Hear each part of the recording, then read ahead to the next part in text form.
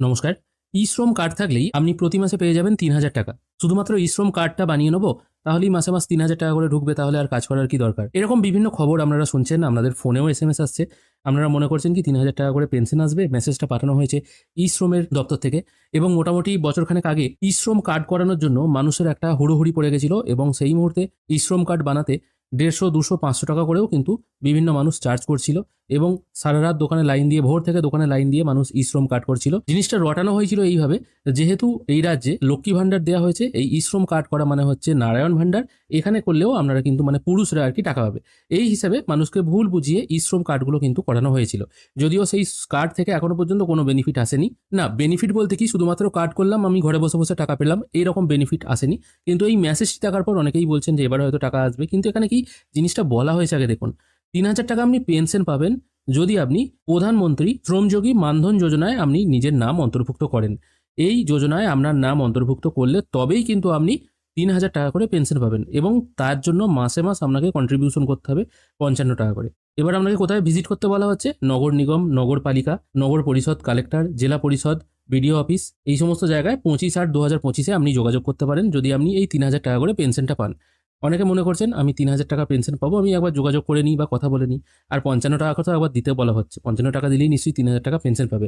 জিনিসটা কিন্তু এটা নয়। জিনিসটা বোঝার জন্য আপনাকে আগে একটা চার্ট বুঝে নিতে হবে। এখানে দেখুন লেখা আছে প্রধানমন্ত্রী শ্রমযোগী মানধন কন্ট্রিবিউশন চার্ট। এই চার্টটা কি আছে?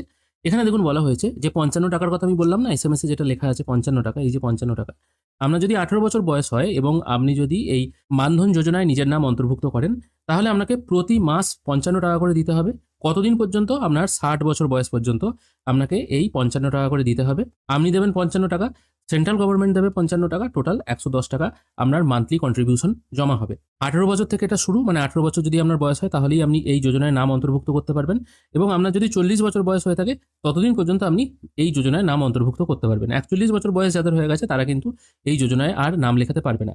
তার মানে ১৮ থেকে ৪০ বছর বয়সী ব্যক্তিরাই এই কাজটি করতে পারবে এবং যাদের ১৮ বছর বয়স তাদের প্রতি মাসে ৫৫ টাকা করে, যাদের ২৯ বছর বয়স তাহলে তাদের প্রতি মাসে ১০০ টাকা করে, আর যাদের ৪০ বছর বয়স তাদের প্রতি মাসে ২০০ টাকা করে, এরকম ৬০ বছর বয়স পর্যন্ত কিন্তু দিতে হবে। মানে আপনি ২০০ দেবেন, ৪০ বছর বয়স যদি আপনার হয় এবং আপনি যদি অ্যাপ্লাই করেন এখন, আপনি ২০০ টাকা দেবেন, সরকার ২০০ টাকা দেবে, টোটাল ৪০০ টাকা আপনার পেনশন খাতায় জমা হবে এবং ৬০ বছর বয়স হয়ে গেলে এখানে দেখুন লেখা আছে পেনশন এজ ৬০, যেই আপনার ৬০ বছর বয়স হবে সরকার থেকে আপনাকে পেনশন দেওয়া চালু করবে প্রতি মাসে ৩,০০০ টাকা করে। বয়স যত কম হবে আপনার মান্থলি যে ব্যালেন্স কাটার ব্যাপারটা এটা তত কম হবে। ১৮ বছর হলে ৫৫, ১৯ বছর হলে ৫৮, ২০ বছর বয়স হলে ৬১ টাকা, এরকম করে কাটানোর ব্যাপার আছে।